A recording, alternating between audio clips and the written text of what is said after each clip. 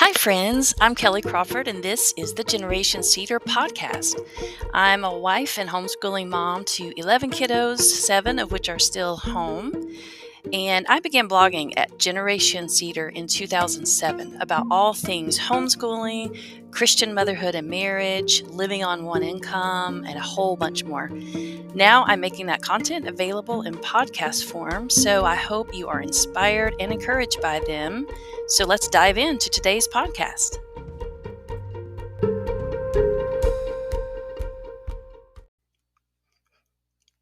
Hi, everybody. I am super excited about today's podcast.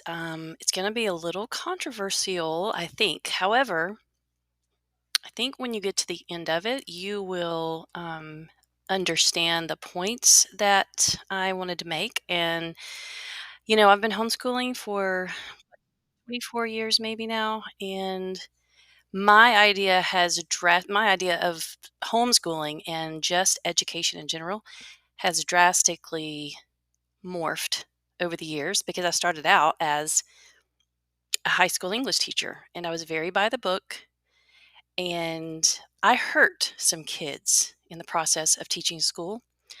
And that's what this podcast is about. So the name of it is School Hurts Kids.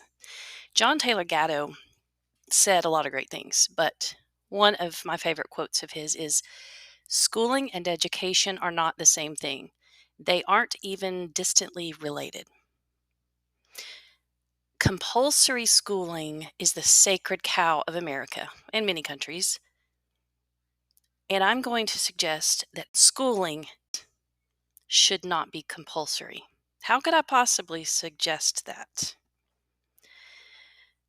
Again, John Taylor Gatto, who was, by the way, a former New York City Teacher of the Year, he quit after 30 years.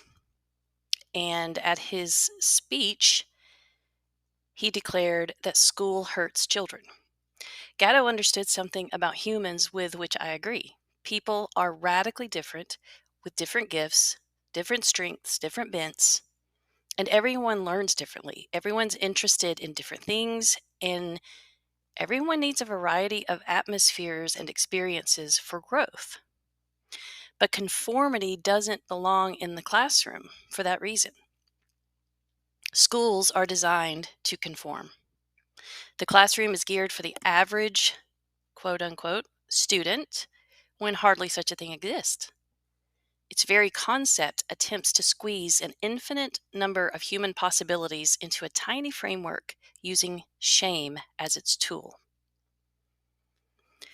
I've looked across the learning landscape, both as a high school classroom teacher, then as a homeschooling mom, and I know the damage schooling does to many children. I have seen the tear-filled eyes of students who feel like failures because they don't fit neatly inside the box. I have made them feel like that. I once wrote a letter of apology to one of my students after quitting, and it needs to be sent to millions of others. And here is why the letter needed to be written. We, as a society, elevate one kind of intelligence over every other kind. You do it, I do it. What do you say when you are describing someone who scored exceptionally high on the SATs or has several college degrees? She's so smart, which is true. But do you use that same language to describe the guy who can take a car apart and put it back together, even though he scored lower on his tests? Does he get paid a similar wage to someone who is in a more academic career? What about the artist who can do what others consider impossible, but struggles with math because his brain is simply wired differently? He is put in a learning disabled class, his worth permanently altered. No, because we don't value intelligence as a multifaceted thing. We limit it to a frighteningly narrow definition. And because of that, smart, capable kids become labeled as not smart. And the power of the mind behind the label sets them on a trajectory for far less conducive to success. I heard a story told about a less than average student who showed little potential for success. Upon taking the SAT, he received astonishingly high scores. People began treating him like he was smart. His grades improved. He graduated and ended up with a degree from an Ivy League school and a prestigious job. Years later, when the SAT board researched and reviewed their test-taking standards, they discovered he had been sent the wrong test scores. His were, in fact, below average. That is the power of the mind. In school, kids are rewarded for good grades and punished for bad ones. They are rewarded for sitting still and punished for being fidgety. They are rewarded for staying inside the lines and punished for thinking outside them. They are rewarded for following one set of rules and punished for considering alternatives. In some sense, it's insanity to expect this kind of uniformity in the kaleidoscope of humanity. Another quote that I love by John Taylor Gatto goes, "Whatever an education is, it should make you a unique individual, not a conformist. It should furnish you with an original spirit with which to tackle the big challenges. It should allow you to find values which will be your roadmap through life. It should make you spiritually rich, a person who loves whatever you are doing, wherever you are, whomever you are with. It should teach you what is important, how to live, and how to die." So is there an alternative? I believe children need the widest possible range of experiences in order to thrive with their set of passions, motivations, and abilities. Academia is only one small opportunity for excelling. The world depends on myriads of abilities and careers, yet we expect rigid uniformity only in academia the first 18 years of life.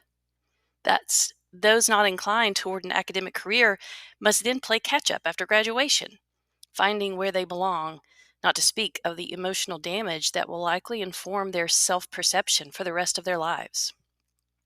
Kids can learn the basics, the 3 R's, in a few years, then should be guided and allowed to explore the world in whatever capacity suits their motivation, formal schooling or not. Time, boredom, freedom, access to resources and experiences, these are just a few things every child needs to discover himself and his life path.